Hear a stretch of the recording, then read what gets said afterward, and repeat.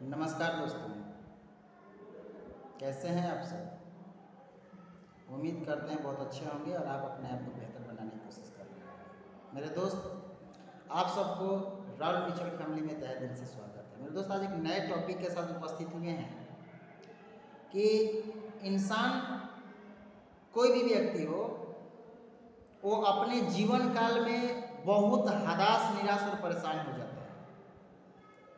उसके जीवन में थोड़ी सी कष्ट और परेशानी आती है तो वह समझ नहीं पाता है कि मुझे क्या करना चाहिए। मेरे दोस्त, उस परेशानियों में आपकी धैर्य को बरकरार रखने की आवश्यकता होती है। हम एक कहानी के माध्यम से समझने की कोशिश करेंगे कि जो भारतवर्ष में माएँ हैं, माता जी, जिसकी वजह से हम लोग इस पृथ्वी पे ये खूबसूरत दुनिया को देखने की कोशिश कर रहे हैं, जो माँ है उसकी एक कहानी है जिसको हम समझने की कोशिश करेंगे। एक लड़की होती है और वह लड़की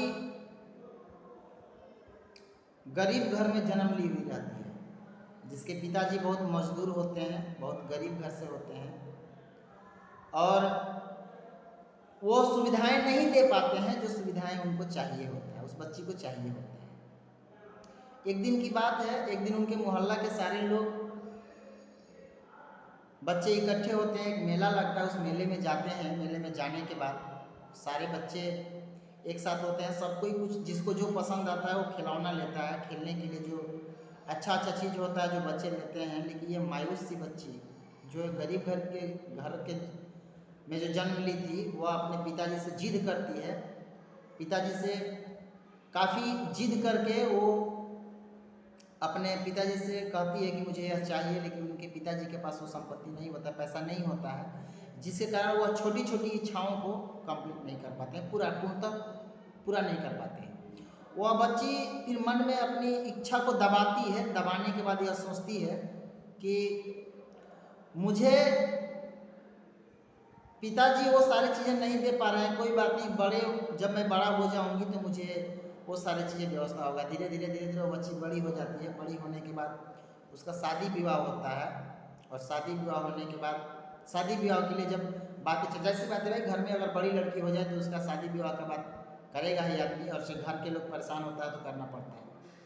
तो उस गरीब बाप को एक अच्छा लड़का नहीं मिल पाता है, जिसके कारण वह एक गरीब घर में जिस लेवल का वह रहता है, उसी लेवल के लड़के को खोज करके अपनी बेटी का शादी करने के लिए प्रेरित कर लेता है, मना लेता है।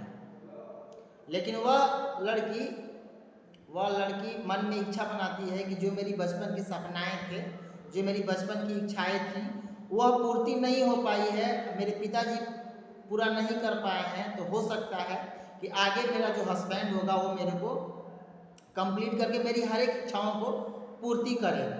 लेकिन मेरे दोस्त, वह गरीब घर में जन्म लेने के साथ साथ जिस लड़का के साथ उसका शादी होता है, वो स्टार्टिंग में शादी के समय में तो बहुत अच्छा माहौल रहता है, पता नहीं चलता है, सबको लगता है कि बहुत बेहतर लड़का है, बहुत अच्छा कुछ कर रहा होता है। लेकिन वह लड़का भी अपने ससुर की तरह भी कुछ नहीं कर पाता है। शादी उदी होने के बाद पता चलता है लड़की को, तो लड़की को काफ़ी दुख होता है कि मेरी इच्छाएं तो बचपन में भी नहीं पूर्ति हो पाई, बड़े हुए तब भी नहीं हो पाया। मैं सोचा था कि मेरा शादी हो जाएगा, तो शादी होने के बाद मेरा जो हस्बैंड होगा वो मेरा ख्याल रखेगा, बेहतर चीज़ देगा, लेकिन वो भी नहीं हो पाता है। तो कुछ दिन बाद पता चलता है कि वह लड़की प्रेग्नेंट होती है। प्रेग्नेंट होने के बाद वह अपने कोख में पल रहे बच्चे से अपनी सपनाओं को, अपनी इच्छाओं को जोड़ लेती है कि यह जो बच्चा है जो जन्म लेगा, जन्म लेकर के जब बड़ा होगा तो यह सारी सुख और सुविधाएं मुझे प्राप्त कराएगा, और यही एक लास्ट ऑप्शन है, क्योंकि अपने पिताजी का देख लिया, अपने हस्बैंड का देख लिया, और एकमात्र ऑप्शन बच गया है, वह है उसका बच्चा जो उसके कोख में पल रहा होता है। वह बच्चा जन्म लेता है। जन्म लेने के बाद उसको बहुत स्वाभिमान से, बहुत लालन पालन से उस बच्चे को देख रेख किया जाता है, देख रेख करती हैं। करने के बाद वो बड़ा करती हैं, बड़ा करने के बाद वह सपनाएं जोड़ लेती हैं। मेरे दोस्त, यह कहानी मेरी यहीं पर समाप्त हुई। मैं आपसे क्वेश्चन कर रहा हूँ, जो कोख में बच्चे थे और जो माँ थी वो हम सब की माएँ हैं।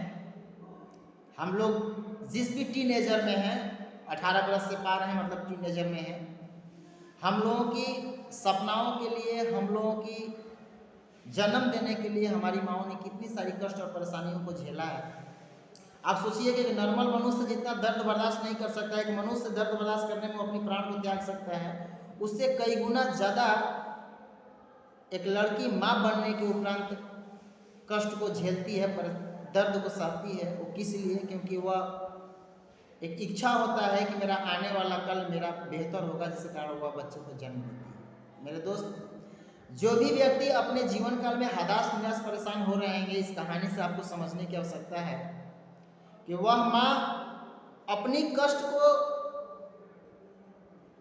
न समझते हुए, अपनी कष्ट को इग्नोर करते हुए हम सब की, वो जो बच्चे हैं वो हम सब बच्चे हैं मेरे दोस्त, जो भी टीनेजर को प्रवेश कर रहे हैं वो सभी बच्चे हैं। क्योंकि हमारी माँओं ने अपनी सुख सुविधाओं को नहीं कंप्लीट किया है, नहीं पूर्णतः किया है, ना आने वाले समय में हम लोग को करना है। आज हमारी मैच्योरिटी आ गई है, हम लोग वयस्क हो गए हैं, तो हमारी कर्तव्य बनती है, हमारी जिम्मेवारी है कि हम लोग अपने माँ बाप को एक बेहतर से रखें और उनका सुख सुविधा का ख्याल रखें। मेरे दोस्त, जीवन में जब आप कुछ करना चाहते हैं, जीवन में जब आप विशेष करना चाहते हैं, तो आपको ये सारी चीज़ों का सामना करना पड़ेगा। कष्ट और परेशानी आने चाहिए जीवन में, क्योंकि कष्ट और परेशानी उसी व्यक्ति को ज़्यादा मिलता है जो व्यक्ति सहने का क्षमता, प्रकृति को उसी को कष्ट और परेशानी ज़्यादा देती है जिस व्यक्ति के पास सहने का क्षमता होता है। जिस प्रकार से माँ इतना सारा दर्द को बर्दाश्त करके एक बच्चे को जन्म देती है, उसी प्रकार से मेरे दोस्त, आप अपने जीवन में सफल होना चाहते हैं, आप अपने जीवन में विशेष करना चाहते हैं, तो आपको कष्ट और परेशानियों को ना,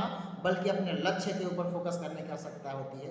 वीडियो काफ़ी लंबा हो गया और मेरे दोस्त, आप सबसे काइंडली रिक्वेस्ट है, आप सबसे अनुरोध है कि आप लोग इस चैनल को सब्सक्राइब करें, सपोर्ट करें, लाइक करें, कमेंट करें। जो भी सारी चीज़ें आपको अच्छा लगता है तो आप लाइक और कमेंट ज़रूर करें।